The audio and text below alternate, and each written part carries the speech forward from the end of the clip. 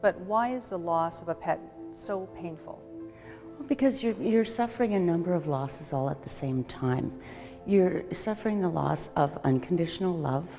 You're suffering the loss of a protege. And what I mean by that is owning a pet is often like having a child. You have to provide everything for that animal, the food, the shelter, protection, and everything else. So when that's taken away, it's almost like losing a child for some people.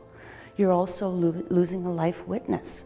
This is someone who has been through all the good things and all the bad things with you, probably for many years. So that can be very, very painful.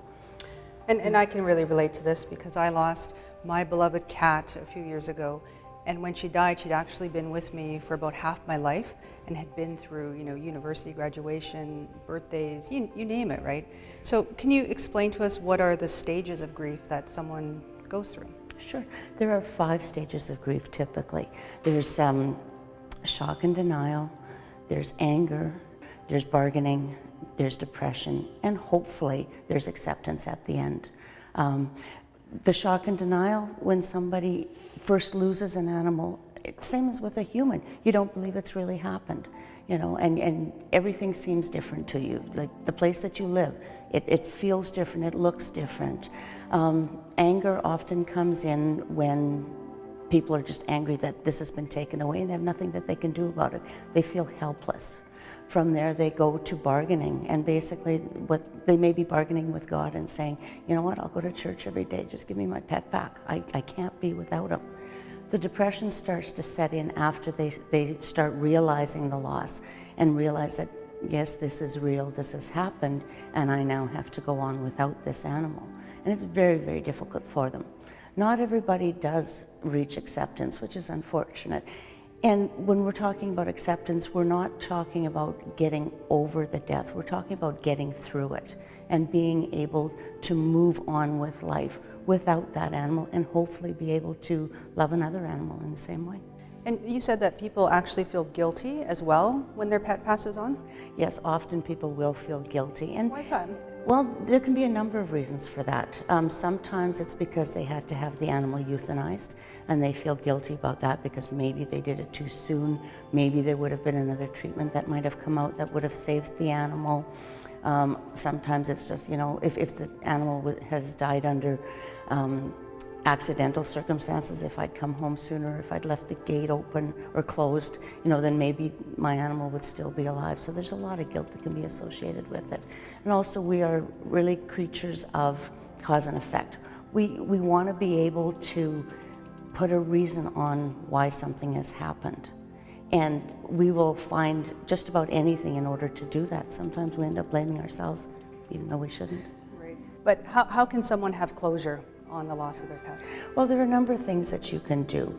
I think that one of the important things is memorializing your pet, and you can do that in a number of different ways. You can get a scrapbook and make a memory box of your pet. You may want to plant a tree in memory of the pet, and then maybe even hang their collar as a wind chime or something like that. You could write stories about the pet. You could do a life story of the pet, so you remember when you got them and what are the special things that you used to do with this pet. Maybe remember birthdays. You might have a funeral for the pet so that you're getting the closure that way. There's a number of different ways that can help. Don't be afraid to grieve. Find someone that you trust that can understand what you're going through and allow them to share with you. Take the time. That's the best thing that I can say. So Anne, thank you very much for coming in and talking about this with us. I'm sure that your tips will help a lot of people get through a loss of their beloved pet. Thank you for having me. Okay. And we'd like to dedicate this segment of Vitality to anyone who has ever lost their beloved pet.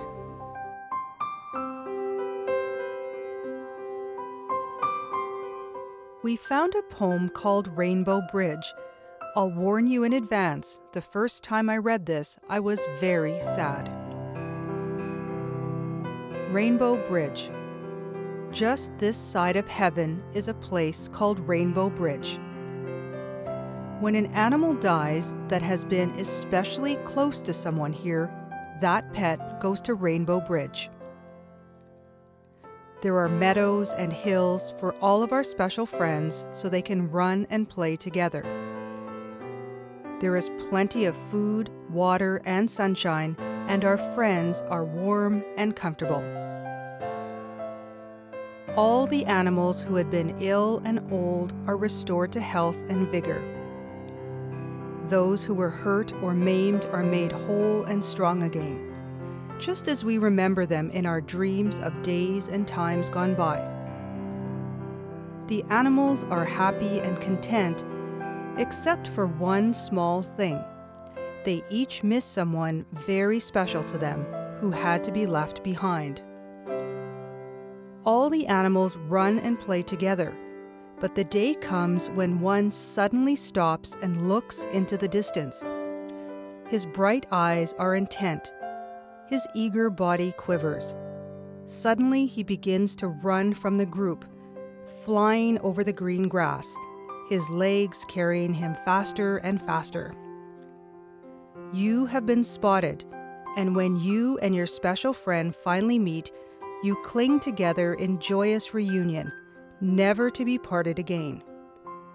The happy kisses rain upon your face, your hands again caress the beloved head, and you look once more into the trusting eyes of your pet, so long gone from your life, but never absent from your heart. Then you cross Rainbow Bridge together. The author is unknown.